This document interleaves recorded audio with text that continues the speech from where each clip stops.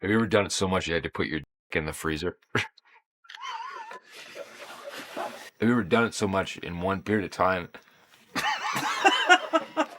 Will Ferrell's movie scenes were funny, but so were his bloopers too. What about the pup? The pup is unnamed because you can't put a name on the innocence of that face.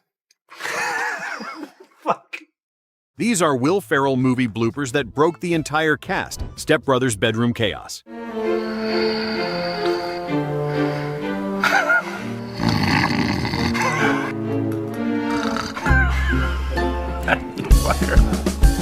Think you're gonna lose permanent function? It's a waiting game right now. We won't know. Two overgrown boys whose brains are feeding each other bad ideas make the bedroom scene fall apart completely. Prestige worldwide. Rap breaks everyone. Market for opera rap, right? We need to get work. We need to get to work right away. Drop the anchor, give that hoe a shout. Get my coat out the dugout. Boats and hoes, boats and hoes. I gotta have me my boats and hoes. Brennan and Dale's confidence is completely detached from their actual talent, which makes the scene 10 times funnier. Talladega Nights dinner scene. Chip, I'm gonna come at you like a spider monkey. I sure as hell am, Chip. Chip!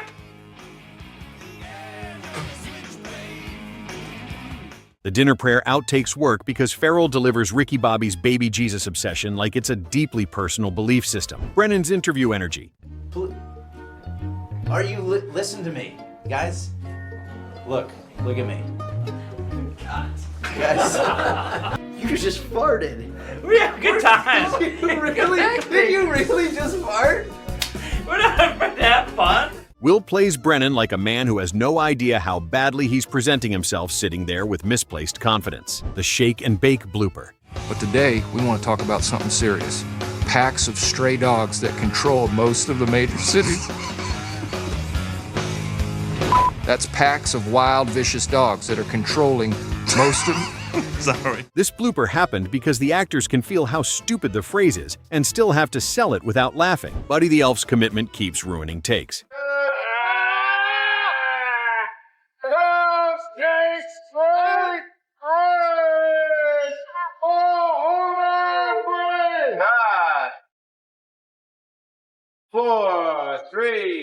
Elf bloopers hit differently as Buddy is not sarcastic or mean, but aggressively innocent as he moves through ordinary spaces like a giant child. The Step Brothers dinner family scene. Just because bonita fish are big doesn't mean they automatically make a trophy. Yeah, come on. You still on the bonita fish Please come back, Dale, please. Nobody meant anything by it. Let it go. So sensitive. The family scenes in Step Brothers are some of the hardest bloopers to survive because everyone is supposed to treat Brennan and Dale's behavior like it's no big deal. Alan Gamble's desk. Moment in The Other Guys. There you go. Pop it off. Don't think, just go. Here we go. Do it, yes. Shots fired! Hey Terry, I did my first desk pop. It's a real thing, right? Ferrell's Alan Gamble tries to sound like a serious cop while clearly being the least intimidating man in the room, portraying police chaos like office etiquette. Buddy's energy destroys the set. Do it, yeah. More hip. More hip. Cut. It's pretty good. Cut, thank you. I like the chicken wing, too. There's not even film the camera. It's just all set up. We actually wrapped 2 days ago. In this scene, Will brings Buddy's North Pole intensity into a very normal retail setting as every oversized reaction feels too big for the store, making the takes hard to keep clean. James Caan tries to stay serious with Buddy. The smallest of things. Buddy, don't eat those.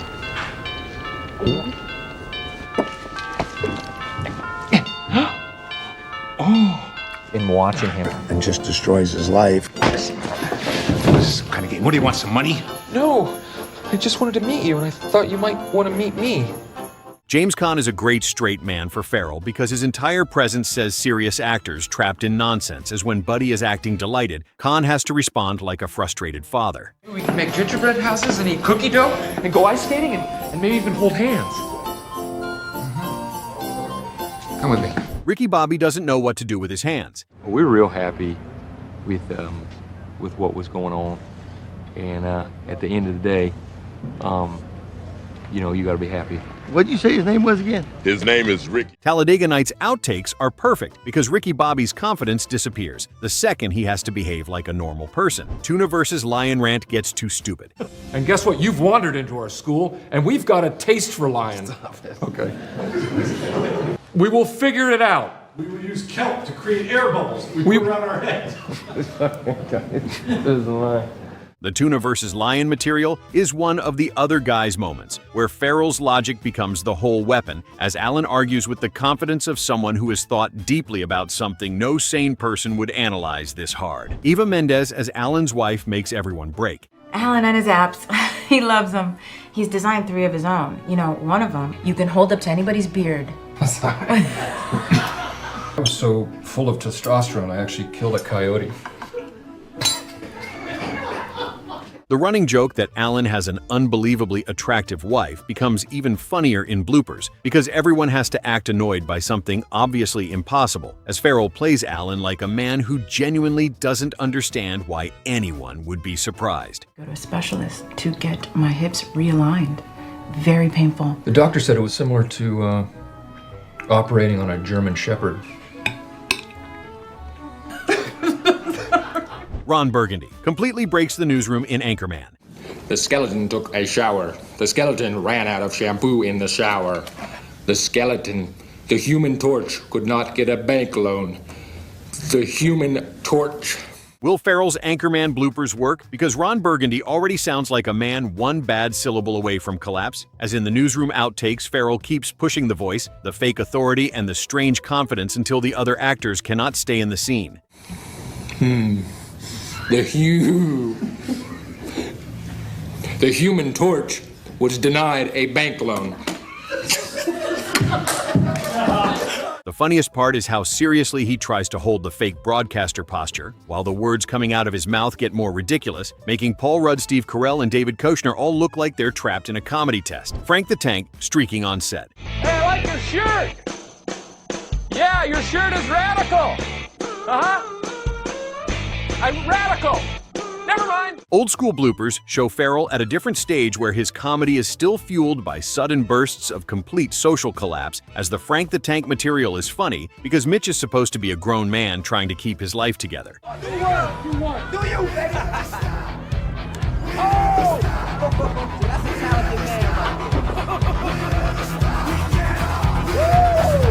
The streaking energy is not only about the visual gag, but about his willingness to look completely undignified, as in the outtakes that commitment makes the surrounding actors and crew crack because Will refuses to protect himself. That's what I'm talking. Do it up again. We want it. So good. Once it hits your lips, it's so good. The Tranquilizer dart collapse in Old School. They say you can puncture the skin of a rhino from 100 yards away. Is that so? Ow! It's fucking great. Let me try it again. Sorry, dude. Whoa. The Tranquilizer dart material is one of Ferrell's best physical comedy zones because the joke depends on his body betraying him. As in the finished movie, the collapse is already ridiculous, but the bloopers make it clear how hard the timing had to be. I feel tired.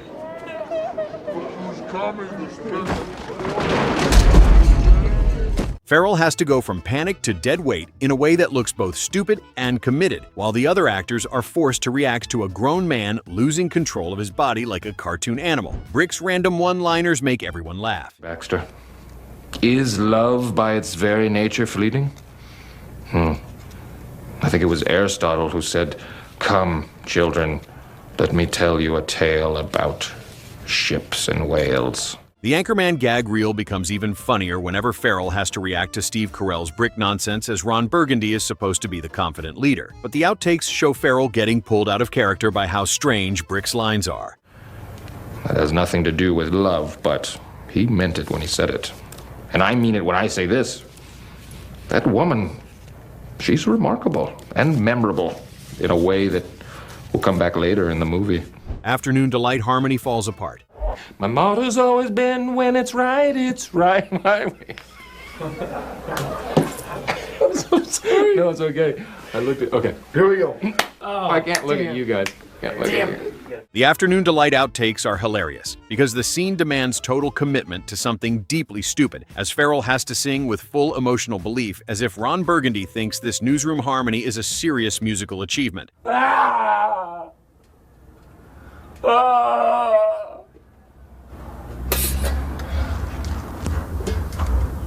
Should we do it again? Take it. While the actors crack because the more sincere they try to be, the more ridiculous the number becomes. Gonna find my baby, gonna hold her tight, gonna grab some afternoon delight. Ron Burgundy goes blind scene. Feel that. Tell me that doesn't feel like a cock. It doesn't. I mean, that feels like your leg. The other day, I pleasured myself to the image of Mrs. Buttersworth. Ferrell's blind Ron Burgundy blooper in Anchorman 2 is built around him, taking a disgusting image and delivering it with total poetic seriousness. She got me there like I was on the Express A train. Bing, bang, boom. Talk about a river of ejaculate. A volume I had never seen in my lifetime. As the lighthouse setup is already absurd, because Ron is isolated blind and still acting like a self-important legend while Ferrell stretches the line until it becomes impossible for the others to pretend they're in a normal scene. Now I know what the villagers of Pompeii felt like.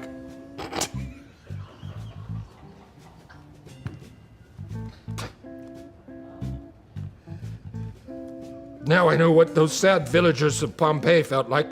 The phrase itself is ridiculous, but the bigger laugh is how committed he is to making it sound dramatic, as the other actors start reacting like they know they're witnessing a take that cannot possibly survive cleanly, while Ferrell's delivery turns the room into a trap. Except where they were rained down on hot lava, I rained down on those villagers with frothy ejaculate. Anchorman 2. News team arguments keep going off the rails. Oh no! Oh no! They're coming in through the back door! Oh no! Oh no! Grab the children! Save the children! Fuck you. Anchorman 2 gives Ferrell more room to improvise Ron as an older, louder, even more unstable version of himself, as the gag reel works whenever the news team has to argue, because every actor is trying to top the last ridiculous line while Ferrell keeps Ron's fake authority intact. He sounds like a man delivering breaking news even when the scene has clearly slipped into total stupidity, as the other actors break, as Ferrell's confidence makes the dumbest line feel like an official announcement.